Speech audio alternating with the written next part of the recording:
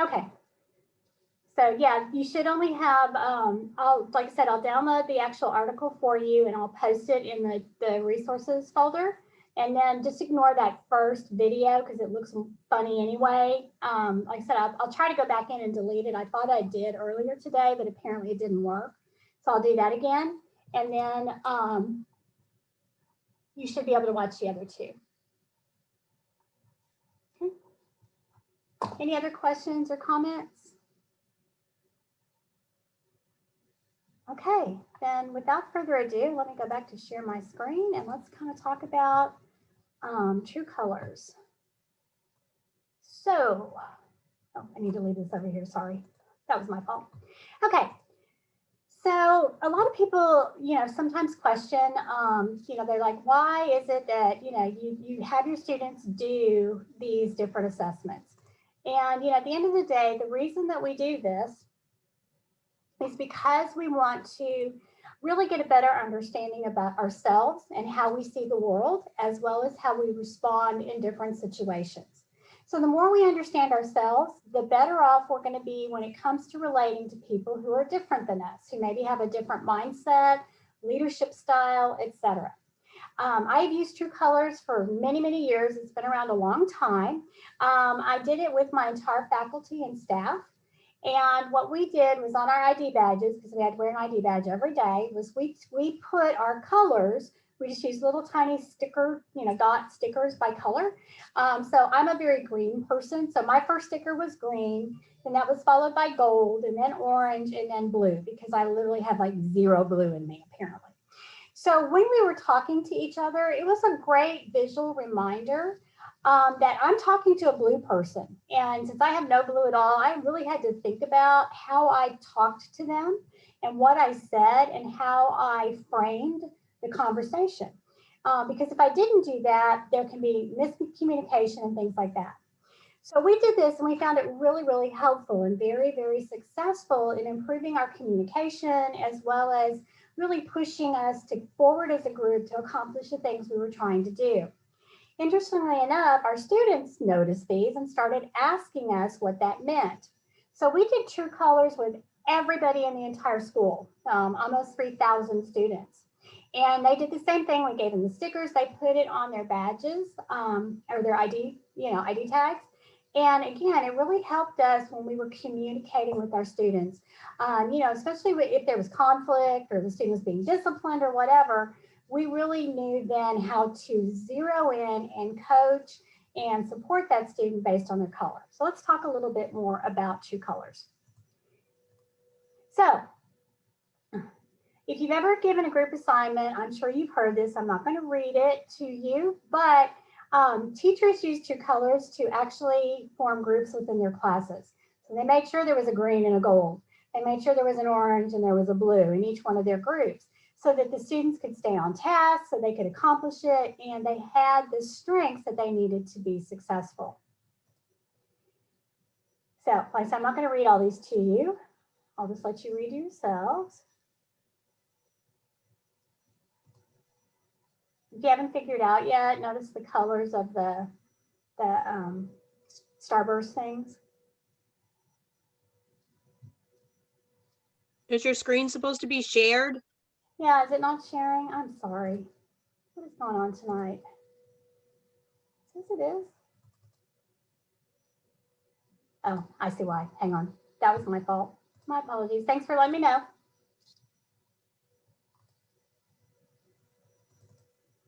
It is still. Stop sharing.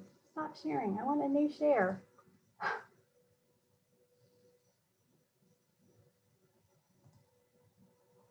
Huh. Guys, I don't know what is going on tonight. It's probably me, I'm sure. Okay, let's see. Where are we here? Screen one. Let's try this one and see if it works. Can y'all see it now? Yes. Okay, thank you. All right, so I'll go back up. My fault. Hang on one second here. Okay, so if you ever get a group assignment, I'm sure you've heard these things, so I'll give you a minute to read the starbursts. These are also posted. I emailed this presentation to all of you as well, and it's posted in Moodle too if you'd rather follow along there. Okay. And the next one.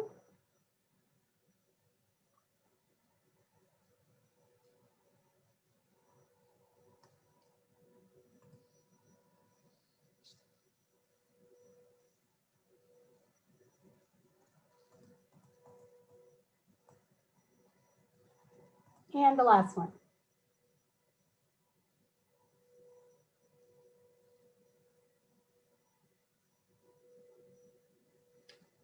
Okay, so I'm sure someone, I know for a fact people have thought many of those things about me. So I'm going to give you an example. I'm a very green person. So I like the big picture. I like to analyze data. I don't like details. They irritate me. And as I told you, I have zero blue in me anyway. So I was in charge of new principal training. That was one of my roles and responsibilities in Dallas when I was an area superintendent. And we had a very large number of new principals this particular year. We had 65 out of 204. So almost, right at a little under a third of the principals in the district were new. So we were going to host a breakfast for them before we had our big training conference and leadership development, professional development for them. But the breakfast was pretty simple. All it was we had one of the administrative, I'd had one of the administrative assistants order Chick-fil-A. And Chick-fil-A was going to deliver it to us in a nice, neat little box. And all they had to do was the coffee was ready and made. I took care of that. And all the principals had to do was pick up their box. Well, I didn't go into a lot of detail because, like I said, it seemed pretty simple to me. I've done events for thousands of people. This is no big deal. 65 boxes from Chick-fil-A. Well, it so happened that another assistant superintendent who is very, very, very gold, I was driving her crazy because she wanted to know this detail and that detail. And I'm like, hey, I got it. Don't worry about it. It's all going to be fine. But she needed a detailed list. Well, that's not how I worked. That wasn't my strength. And I just kept thinking, and we got increasingly frustrated with each other because she's wanting all these details. And I'm like, it's so simple. What detail is there? Chick-fil-A arrives, they load them out of their truck, they bring them into the building, and we set them out on the table, and everybody comes through and gets it. What are the other details? Because I saw only the big picture. And so, like I said, it caused quite a big conflict between us. And it wasn't until, and the event went off fine, everything worked, everybody got their breakfast. It wasn't until later that we were doing some of this in a retreat that we both kind of looked at each other and went, oh, now it makes sense because I'm so global and I see the world very differently. And she is such a detail-oriented person that we make great teammates once we understood that. But until we understood it, we weren't the best of teammates because I said she just could not see the world from my perspective, nor could I see it from her. So the Truecallers personality test, some of you have probably done this before. I think I heard a couple of you say that. It was actually created in 1978 by Don Lowry. It is a very simple personality test. There are others that are way more complex that probably get much closer to who we really are. But it's based on the idea of Carl Jung, I'm sure you've heard of him, Catherine Briggs, and Isabel Myers. So if you've ever heard of the Myers-Briggs assessment, these are the two ladies who invented it. And it's, like I said, it's a pretty easy way, quick, so that you can begin to kind of understand who you are. And as I said earlier, we do this so that we can gain insight to who we are and understand what our strengths and weaknesses are. And also so that we can, once you kind of get really familiar with this, you can look at somebody and you can almost instantly tell what color they are. My husband is very orange. He's like the archetype for orange. Everything is like now, spur of the moment, and it drives me crazy because I need to analyze everything before we move forward. So like I said, it will help you to work more effectively with others. So let's talk about these personalities. All right, so how did you score? So your totals, we're going to do that. Okay, so now what does this mean? So if you look at each one of these cards, they've given kind of or they've given actually a word that encompasses sort of the essence of that color. So they say orange people are very courageous. They love to take risks. Like I said, they love to do things on the spur of the moment. And you know, they're considered very fun. They have great personalities. People tend to flock to them in social situations. The green person is very conceptual. Like I said, green people like to analyze. They like to think about it. They prefer to see the big picture and then kind of back into maybe some of the subcomponents. And they tend to be people who gravitate more towards the sciences. The gold people, they say, are very conventional. They're your rule followers. Okay, so these are the people that, it is funny, before you guys even do these and I look at your results, I can tell sometimes from emails and the questions you post what color you are. The conventional people are going to make sure they follow all the rules. So it drives them crazy if there's like one thing says this and another thing I posted says something slightly different and they don't match. Freaks them out because they are the rule followers. So, and they're very detail oriented. And like I said, I struggle sometimes teaching my classes because I am so not detail oriented. I'm like, oh, it's no big deal. Just give me what you got. But like I said, I have to really remember I have people that are very gold and I need to support them better in their details. The blue people are very compassionate. They're, sometimes people think that being blue is weak, which is so not true. Blue people make very good listeners. They're very supportive of others. They always work to find collegiality and collaboration and those kind of things. Okay, so let's look a little more specifically. So we've got our gold people. So I'm not going to read these to you. I'll let you guys kind of walk through them, but I want to hit a couple of them just that I think is important to really understand if you're working with a gold person. They are very dependable and very efficient. They're also very decisive. They can come across sometimes, though, as, I hate to say dictator-like, but in some ways they can. They are very practical and very, very goal-oriented. So they're going to finish. They're the people who make, you know, to-do lists over and over. They have a beautiful planner that's all color-coded and, you know, everything is so neat and organized. And, you know, I make a to-do list and, you know, I'm lucky if I'm like, whatever. You know, I end up making 10 to-do lists that I don't ever follow. But they're really good if you're trying to solve a problem as a group. They're really good at sorting out all the different elements. So gold people provide and they're going to be the ones that if a report has to be written or notes need to be taken, give it to a gold person because they're going to do a great job with it. Okay, so that's how you see yourself. Let's talk about how others may see you. So if you're a gold person, your colleagues may think you're rigid, you're dull, you're stubborn, you're very opinionated, you're judgmental, you're bossy. My coworker who was very gold when we were having our conflict, I thought all of those things and then some others that aren't quite so nice about her because she was just so rigid and uptight about this. And, you know, like I said, my strength is not gold. My strength, I'm very, very green. And so, like I said, she and I really had some conflict because of that. They also, too, will try to set their own agenda. So if you're in a group working with a gold person, you know, and maybe your group has decided you're going to develop the agenda collaboratively, they will try to take over and they'll be the one that'll come to the meeting with the agenda already done. So just, you know, don't get mad, just appreciate that about them. But if you're a gold person, understand that you come across this way and then sometimes you can, you know, mitigate those kind of things. So who are some famous gold people? Well, Henry Ford, I mean, you're in good company, and Walter Cronkite come to mind. Very detail-oriented people. Okay, so let's talk about the greens. So as I've told you, I'm very green. So how do I see myself along with my fellow greens? We think we have superior intellect and that 98% of the time we're right, which is really interesting. My stepdaughter and I got in an argument yesterday because she's like, you don't always have to be right. Because she and I disagreed about, she's seeing a counselor who has a PhD. And I said, but that's not an MD. And she's like, but he's highly recommended and all that. It's like, PhD, still not an MD. And we kept going back and forth. And she was like, and she's like her dad. She's very orange. And she was like, you don't always have to be right. And I thought, you know what, she's right. I don't know why I made such a big deal out of this. I should have let it go. They tend to be very efficient, creative. They're not very emotional. Most green, it's very unusual to find someone whose top color is green and their second color is blue. That's very unusual.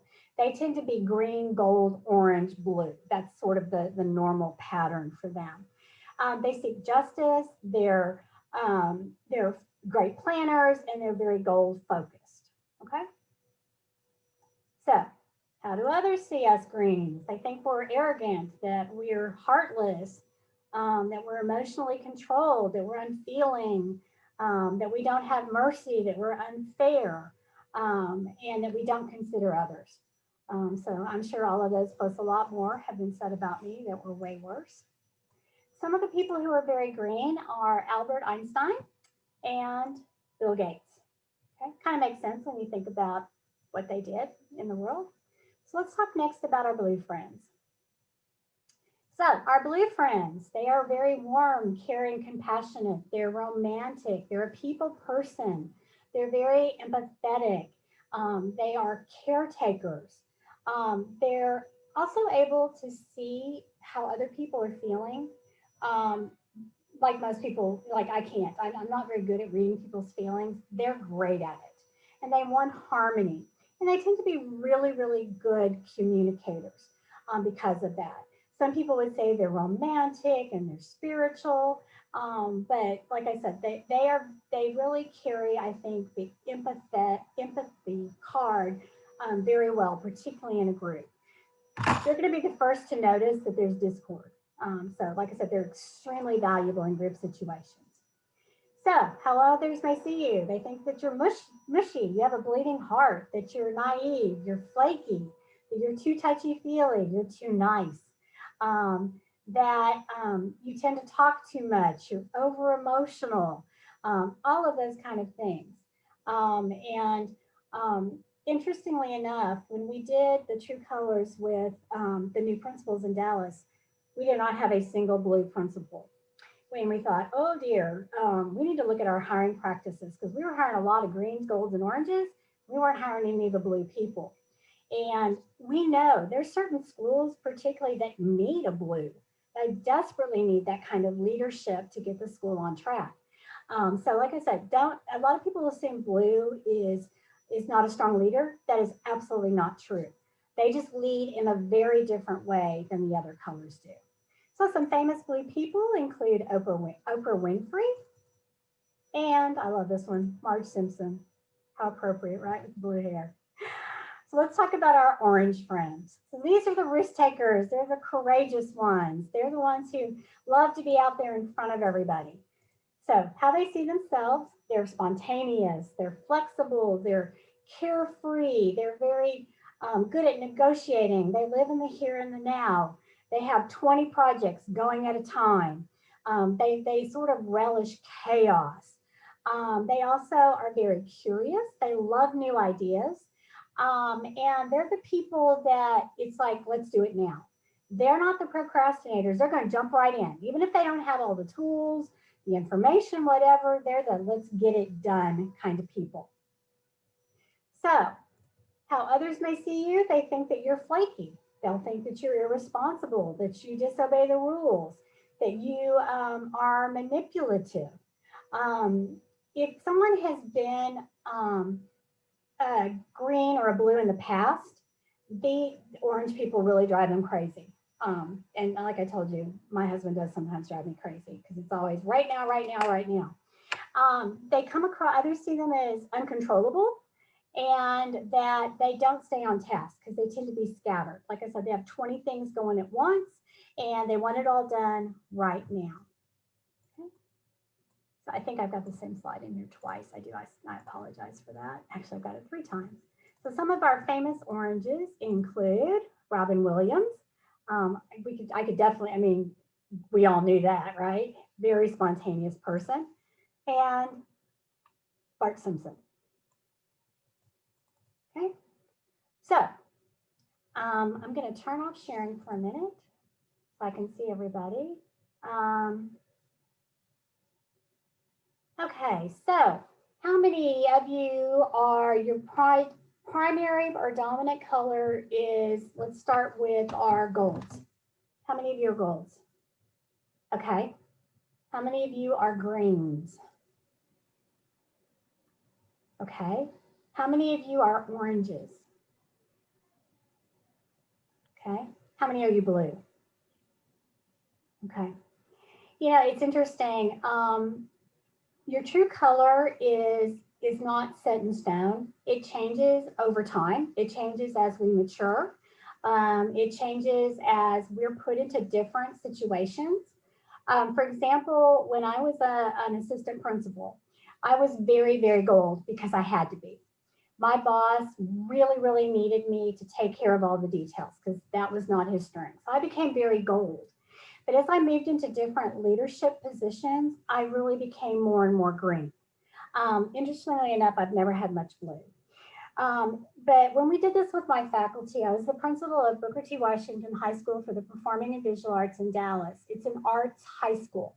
So students audition to come to the school. If you've ever seen the movie Fame or remember the TV show, if you're as old as I am, I was running the Fame school in Dallas. And so when we did this with our faculty, our teachers, I mean, like 90% of them were blue. And I'm thinking, oh my gosh, I am like the least blue person you could ever imagine. And I'm working with a faculty that I saw as all bleeding hearts and all that kind of stuff. So I had a public relations specialist who worked with me, and we were very close. And she did a lot of things to support the school. So what I convinced her to do was when we were in a meeting or, you know, and something like that, and I would start going off and I was not paying attention to how this was impacting my blue teachers, she would literally kick me under the table. And I mean, there were times that she had to like really kick me hard. And it reminded me to take a step back and do sort of a temperature check on the room. And so one of my teacher leaders, who is very blue, I would say to her, okay, I know I've dumped a lot out on you guys right now. So I said, Lily, why don't you kind of get a feel for where everybody is so that we can bring everybody back together. So you have to, like I said, you have to be really aware of not only yourself, but how to use these with other people. And I'm looking over at the chat. Some of you have a blue-green tie. Suzanne, that is extremely rare. So you've got kind of it's interesting. I don't know how you deal with stuff sometimes, but, and then, yeah, it's not unusual to have a tie on everything else. If you decide you really want to know more about this, there's plenty of free, much more comprehensive assessments than what I had you do that'll get you to probably a closer result than to who you really are. But like I said, make sure that, you know, in any situation, particularly in your professional learning communities, you have every color represented and that there is an appreciation and understanding of who everybody is in that group so you can better communicate. Okay, so I'm going to go back to sharing. And can y'all see my screen now? Hopefully. Y'all see my screen? Nope. Okay. I don't know why this is giving me fits tonight. It usually doesn't. Let's try this one instead. Okay, let me close that down. Can y'all see the screen now? Somebody thumbs up? No. Nope, still not. Oh my goodness. I never have these problems. Okay, let me try this. Make sure I need to probably stop sharing something that I didn't realize I'm sharing. Okay, all right. I see why. It keeps sharing the wrong document. Dang it. Okay, let's try this one again. Okay, I may have you guys just pull this up. Hang on, let me try one more time. I am so sorry. I said I usually don't have these problems. Sometimes if you Okay, I think I got it. Can y'all see Bart Simpson now? Yep. Okay, thank you. All right, so let's talk about the love languages. Okay, so a lot of people think it's really strange that I would use love languages as a leadership assessment tool. Love Languages was actually started by Gary Chapman, and he originally did it. He's a counselor, and he originally did it to help people in marriage counseling. But a lot of people started seeing that this was applicable as well in the workplace. So he's since written a book, The 5 Languages of Appreciation in the Workplace. Let's talk about some of those. So again, this is designed to help you understand and appreciate strengths and weaknesses. So there are 5 love languages or languages of appreciation, because you probably don't want to say love languages in the business setting, but they are words of affirmation, quality time, acts of service, tangible gifts, and physical touch. This is used primarily to reward people and make them feel valued and appreciated as a part of an organization. So the first love language is words of affirmation. So people who their love language predominantly is words of affirmation. Hang on, sorry, my internet went unstable. So words of affirmation, people that have that as their love language, they really want to hear people saying something positive to them. So they love it when you recognize them in a faculty meeting. They love it when you come by their classroom and say, great job, or things like that. Those words of affirmation, particularly given in a public setting, mean the world to them. That's how they want to be recognized, and they'll feel valued and appreciated. So you can do a praise for an accomplishment. You can do an affirmation of their character, so on who they are, not what they do, or you can affirm their personality. So for example, Suzanne is a blue-green person. If she's also someone who wants words of affirmation, what I can say is I think it's awesome that you're green and blue. You kind of have the best of both worlds that you can draw from when you're working with another student or with another individual, okay? So for people who want words of affirmation, and that's their love language, it has to be personal, it has to be very authentic, and it has to be individualized. They don't appreciate it when you recognize the group. It has to be personal, and it has to be specifically towards them and something they've done, okay? So think about it that, I'm very comfortable with words of affirmation. I do that easily, but not everybody wants to be recognized that way. So let's talk about the second one, quality time. So this is someone who really wants your undivided attention, okay? It's not just proximity. It's not that, hey, I sat with you at lunch today. It's that when you and I are talking, there's nobody else, there's no interruptions, there's no distractions.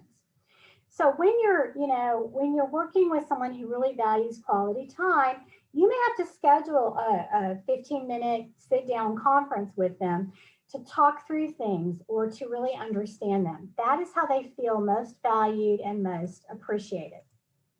So it's psychological survival, and they want to be understood, affirmed, validated, and appreciated, according to Stephen Covey. So it's really, really important that we understand these love languages and that we affirm people according to what it is they need and want. So how do you help someone, or how do you affirm someone who needs quality time? It's quality conversation, shared experiences, small group dialogues, or working together to accomplish a project, okay? So that is how they feel most affirmed. So acts of service. So this is someone who, they don't want you to tell them that they're great and wonderful. They don't want a one-on-one time with you.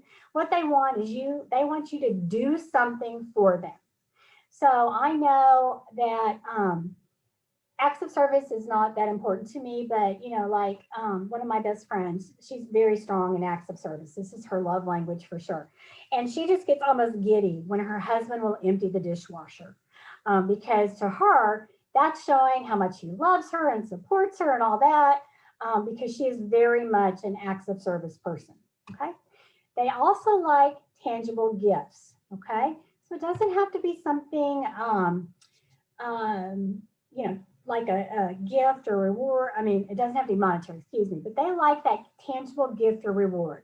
So these are people that's like, if you're, if your significant other, you love chocolate and they come home and they bring you just randomly a candy bar. That shows them that act of service, you went out of your way to get the candy bar you knew they'd love. That shows them that you really do appreciate them. Okay. So they want to make sure that if you give a gift that you spent time and energy thinking about it. You want to make sure that it's really what they want. And even something as simple as time off or covering for them or whatever can be very powerful. Okay. Our next love language is physical touch. And so this gives people a sense of connectedness and that they feel cared about and all of that. And I'm sure you're thinking, well, that's pretty easy in a relationship or with our families or our children. But how do you do that in a workplace? Especially with all this COVID stuff going on, the physical touch people of the world are really suffering because there's no more hugs, there's no more high fives, there's no more of those physical touch affirmations that they need. So it's a blind spot that a lot of us don't really see. So we have to make sure that we help our physical touch people. And like I said, if you're comfortable with it, a high five, a hug, a pat on the shoulder, even something as simple as a thumbs up or thumbs down can give them what they need there. Okay. So if we fail to understand people's true colors and their love languages, we're not going to affirm or understand and communicate as effectively with those people as we need to do. And when you use these tools and you begin to learn about your colleagues, particularly in a professional learning community, the better off we're going to be and the more effective we're going to be. So let's talk about our last one, the leadership compass. And I don't know why West is not on this page. I just totally forgot it. But there are four directions, north, south, east, and west. So let's talk first about our north people. They take charge. They love to run the daily operations. They have lists of things to do and get them done. They're the ones who turn their assignments in early. They're also the ones who drive work, get it done. You teach your children a complete curriculum, and you, like I said, you're very detail oriented. Can anybody tell me what color this is? North people are also tend to be our, what color?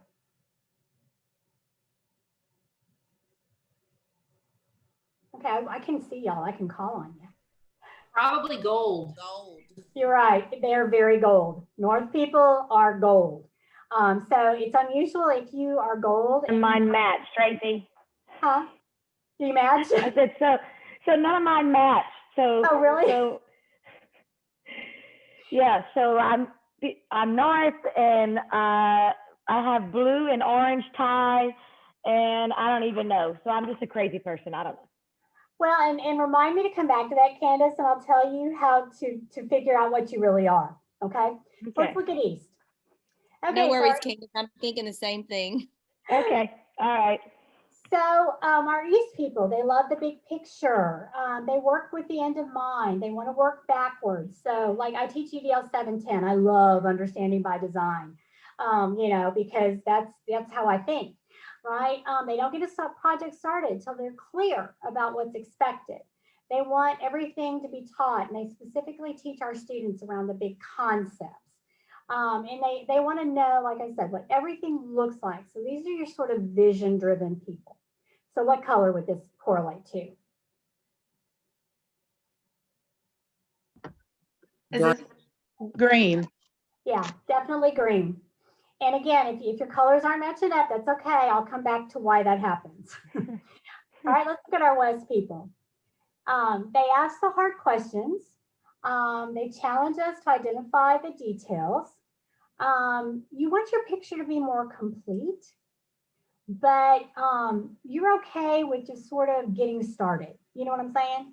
You just kind of jump in and get moving. They want us to have thoughtful discourse, but like I said, they're also the ones who are going to teach the conceptual level and do that first, and then they'll back in the details to support their students. So what color do you think this one is? Blue. No, not blue. Orange. Yeah, it tends to be more orange. And when I read south to you, Jennifer, you'll see exactly why the south is blue. Okay, so south, they take the information, they slow us down. They make sure everyone has a voice and is heard. The orange people don't care about other people's voices. They just jump right in. But the blue or the south person, I just gave it away, but we figured that out already. They're the ones who live in the affective domain, okay? They want to make sure that we attach that emotional side to the work that we're doing. They're the teachers they teach their students all about relationship building, and they usually have social contracts in the classrooms. And they're the ones who really kind of fill out this mosaic of the different colors because they make sure that everyone feels valued and important. So they keep us all comfortable. Okay. So as we said, obviously these are our blues. Now, how do you survive, particularly when you're working with or for someone who's a very different color than you? So let's talk about that, and then I'll close out tonight with what it is that when your colors don't match and your compass doesn't match and your love language seems to be way off. Okay, so when you work with gold personalities, do what you say you're going to do, okay? Be on time, because they hate it if you're late. Say thank you and give them time to plan. So in a professional learning community, if you guys come to an agreement about who's going to do what, make sure everybody follows through, because if not, you're going to lose your gold person. And you need the gold person because they're going to be the one that writes the plan ultimately, because that's their forte, okay?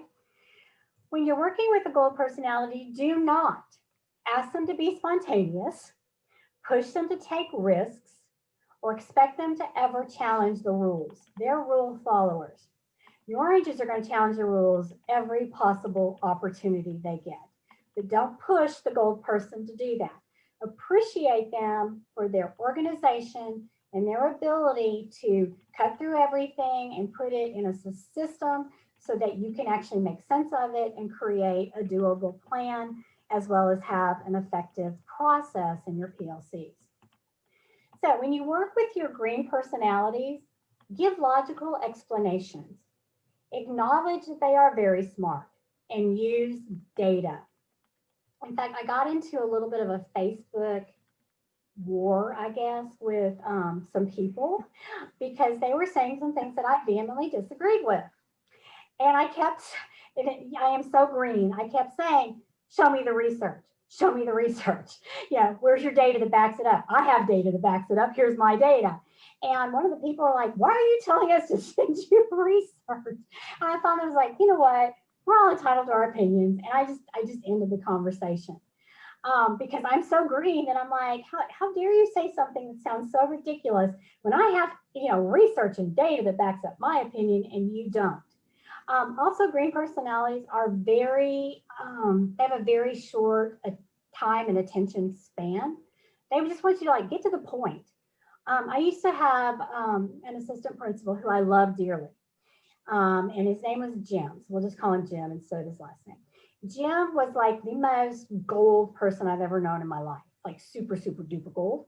And in fact, I put him in charge of all of our data. And then we had spreadsheet upon spreadsheet upon spreadsheet, and we had all this stuff. But when Jim would try to explain it to me, because he was so gold, he had to walk through all of those details. And I'm so green that it literally was like, Jim, you have 1 minute to tell me what you need to tell me, and I'm going to time you. And at the end of a minute, you have to be quiet. Because otherwise, he would drone on for 10, 15 minutes, and he lost me. I'm like, I have no idea what you just said to me, and you just wasted 15 minutes of my time. So understand the differences when we're working with people. And Jim and I had a good enough relationship that he's like, haha, I finished in 50 seconds today. So you can do things to accommodate. Hang on. Okay, there we go. With green personalities, do not ask them to talk about their feelings because they won't. They don't share. They're very private. Become emotional when you talk about something with them. When I was the principal of the Arts Magnet, while 90% of my teachers were blue, I think 100% of my students were. And I'll never forget, particularly the students who were in theater, they would come in my office and they'd turn on the waterworks because they're actors and and all of that. And they're very blue. And I literally would look at them like, turn that off. It doesn't affect me. It actually makes me mad. It became kind of a joke with the students. They're like, don't cry in her office because it's not going to make any difference. Also, understand too when they say things, don't take it personally. And I know a lot of green personalities like me. We really have to watch what we say because we do come across sometimes as very harsh. So when you're working with a blue personality, let them know how you feel about the topic. So for example, you might say something like, let's say that you're talking about, I don't know, how critical it is to teach, I don't know, the Constitution, because you're very passionate about the US Constitution and what it means and how to understand it and interpret it and all of those things. So if I'm working with some blues, they love it when you tell them how they feel about something. That pulls them into the topic. Also, make sure you're really honest with them because they can see through lies faster than any group of people on earth. They also want to be able to express their feelings.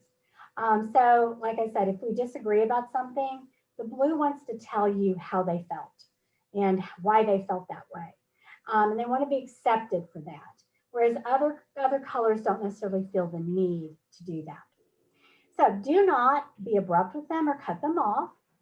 Don't ever expect them to be confrontational. They're never going to do that. And don't take advantage of their kindness because they are innately kind people. And they make great leaders, but we also have to understand that we can't take advantage of that part of them. Okay, I'm going to move right along so we can finish up on time. So if you're working with an orange personality, appreciate that they're going to make jokes, that they're going to be upbeat, that they're going to, work has to be fun for them to engage. So, you need to build in some fun things as part of that. Respect the fact that they have to stay busy and that most of us really can't effectively multitask unless you're orange. They're great at multitasking. Like I said, they'll have, and I can walk into somebody's office and I can tell you if they're orange. One of my very, very best friends is very orange. And her desk in her office is like the biggest wreck I've ever seen. Drives me crazy. And, I'm like, are you ever going to clean this up? She's like, nope, because if I do, I'll be able to find a thing. And that's just her. That's who she is. She's very effective at her job. She does great work, but she appears to be very scattered to the rest of us. This says blue, but it should say orange. I'm sorry about that. I'll make that correction. Don't ask them to take life too seriously or put them on a strict schedule.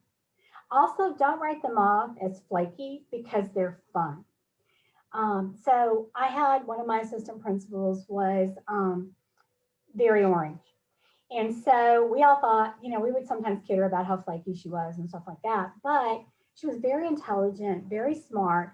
So I put her in charge of all the senior activities because none of the rest of us wanted to do it. We didn't want to plan prom and we didn't want to plan the senior banquet and the senior whatever and blah. I gave it to her. She was in heaven because she was planning nothing but fun stuff with our students.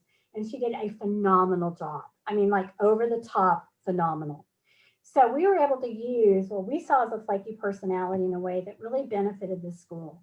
So appreciate your oranges as much as you do everybody else. So just a couple of things. One color is not better than another. It's just different, okay? We all have traits of different colors. It's very rare that somebody is only one color. And we want to appreciate all these different leadership styles. So in closing, for those of you who nothing matches or you've got like all the exact same score, take the Truecallers and the love languages, those two, I wouldn't do this with Compass, and give it to someone who knows you really, really well.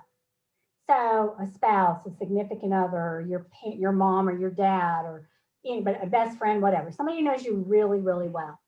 And have them do those assessments about you. Because what we do, whether we realize it or not, psychologically, we tend to answer surveys about personality the way we want to be seen, not necessarily who we really are.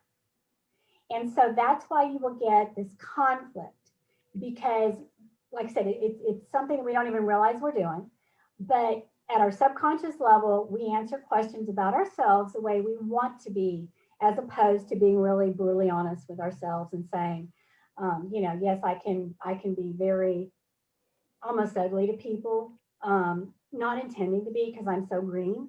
But I don't want to answer a question that says, I can be very ugly to people, because I don't want to see myself that way. So like I said, give it to somebody who knows you really well. And that's probably what your true colors are. If there's still a disparity, even if you want to throw in compass, you can. And let's say that, you come out on compass and you're very east, but you're actually very blue as your color, which those two don't match. Probably you have very strong traits in both. And like I said, that can happen. Some people, it's like really dominant in one area and then the others are less. But there are people who are either have a tie or are very close with two different, seemingly dissimilar personality traits. And a lot of that depends on the situation you're in. Like I said, one of the things that I encourage people to do, if you want to take this like in a year and then take it again in 5 years, mine is all changed up. Mine changes all the time because my situations change, my job changes, our family relationships change. And so we do have the ability to adapt and to pull in other things that maybe weren't a strength for us in the past, but we can develop that. Just like I think we've all become probably a little more blue because of COVID and the suffering that we've seen people go through, and and particularly with our students, this has been really hard on our babies. So like I said, we change over time. Okay. So what questions, comments, whatever? Professor? Yes. Hi, how are you? How are you? My school actually uses love languages because we do restorative justice. So we Oh, yeah, of course. we use love languages for our students. So when they come into the office, we have a little thing in Genesis that tells us like, oh, the student responds better to, words of affirmation. And it actually has created a better culture and climate in our schools. And I just wanted to give everyone a heads up, if you do want it online, and it grades everything for yourself. So it's something very effective that we've used in our school district, and we're using it in other schools to kind of just see how much we can bring down, our suspension rate and stuff like that. So very cool. Thank you for sharing that. That's awesome. I am very familiar with restorative justice. I actually teach it in one of the urban ed classes, but I've not heard love languages applied. So I love it. That is a great idea. And in kind of going back to Fatima, I hope I'm saying it right, her point, guys, the more we know about our students, that's going to help us as administrators, as leaders, as teachers, as parents. The more we really understand how our students and our children see the world, the better we can respond, because we can appreciate who they are based on some of these. So great sample. Thank you for sharing that with us. I love it. Anything else, guys, before we close? Awesome. Going once, going twice? Okay, well, I am showing that it is exactly 6:30, so I'm going to go ahead and end the meeting. So thank you guys for your time and attention tonight, and I will hopefully see you next Wednesday. Miss Johnson. Yes. I'm sorry. I thought you okay. were Hey, just asking about the case study coming up. I posted in the office hours or something like that about anybody wanting to partner up. But is there anything that, I know that you're going to open the case study this week. Is there anything that you can tell us beforehand really quickly? Like, yeah, do we need more than one partner, or is one partner enough? It's really up to you guys. If you wanted, I think ideally 4 partners would be, that's what I used to assign when I made people work in groups. I did groups of 4, and that seemed to work really well. Certainly 2 is better than 1. It's a lot of work. So guys, if you're interested, Veronica did post in the instructor virtual office that she was looking for people to be part of a group. So just go in there and respond to her, and you guys can form your own groups. Because I noticed that Thomas just said he's interested. Several other people might be as well. But I really would encourage you guys to work in groups. This is a class about working in a professional learning community. So completing these assignments is an ideal time to really do that. And who knows what's going to happen with COVID and the new strain and all that. We could all be in virtual learning again, at some point. And so the more you learn how to collaborate virtually, the better off you're going to be if you're forced to do that again because of the pandemic and all that kind of stuff. But yeah, go to the instructor virtual office. It's in the very first getting started module, and just click in there. You can start a new thread. You can respond to Veronica, however you guys want to do it. Okay. Thank you.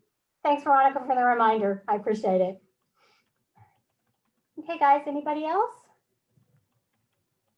Going once? Going twice? Okay, guys, y'all have a great rest of the week. We will see you next week. Bye.